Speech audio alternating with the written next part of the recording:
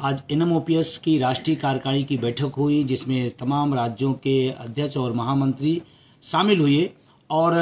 तमाम महत्वपूर्ण विषयों पर चर्चा हुई, संगठन की मजबूती पर चर्चा हुई और उसके बाद आगामी कार्यक्रमों पर चर्चा हुई। और जो संगठन ने फैसला लिया है, सबसे बड़ा फैसला है कि 26 सितंबर को पूरे देश के सभी जिला मुख्यालयों पर एनपीएस यूपीएस के खिलाफ आक्रोश मार्च निकालना है और उसकी तैयारियां लगभग देश के तमाम कोने कोने में शुरू की जा रही हैं और बड़े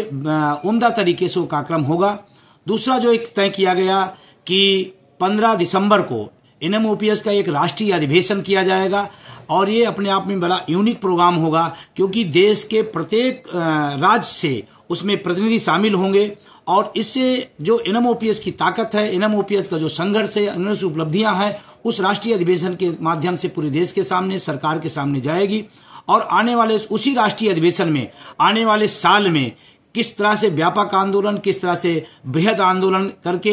एनपीएस और यूपीएस के खिलाफ पुरानी पेंशन बहाली के समर्थन में कैसे रणनीति बनेगी, उसी अधिवेशन में हम लोग आगे तय करेंगे। और आने वाले समय में जिस तरह का, और मुझे इस बात की बताते हुए खुशी हो रही है कि राष्ट्रीय टीम ने तमाम सारे साथियों को नई टीम में शामिल किया है, मैं उन्हें बधाई देता हूं। और उसके बाद इस बात के लिए मैं आग्रह करता हूं कि आपके जो एनएमओपीएस के संघर्ष हैं, उस संघर्षों की बदौलत 4 राज्यों में पेंशन बहाल हुई है। आज सबसे बड़ा जो मुद्दा पुरानी पेंशन का बना हुआ है, ये कोई मामूली मामला नहीं है और कम संघर्षों की बदौलत ये नहीं आया है, बहुत संघर्ष किया गया है। अभी कल प्रधानमंत्री जी ने हरियाणा में एक सभा में बोला एनपीएस बहुत अच्छी है, 20 साल आपने बताते रहे, फिर जब अच्छी थी तो आपने यूपीएस क्यों ला दिया। अब यूपीएस की आप तारीफ कर रहे हैं, जबकि देश का कर्मचारी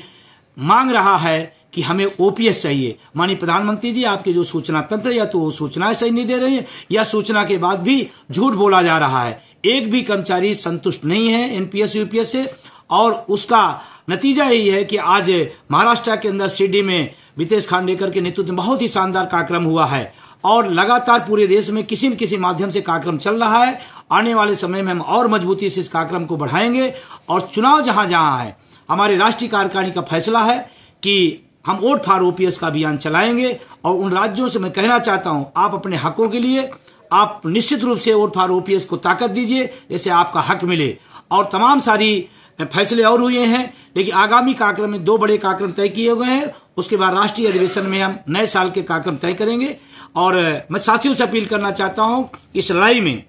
पद, गुट, विभाग और पदों की सीमाओं से ऊपर उठ करके एनएमओपीएस के कार्यक्रम में सहयोग करें और ज्यादा लोग उसमें भागीदारी निभाएं, जिससे हम लड़ाई को जीत सकें।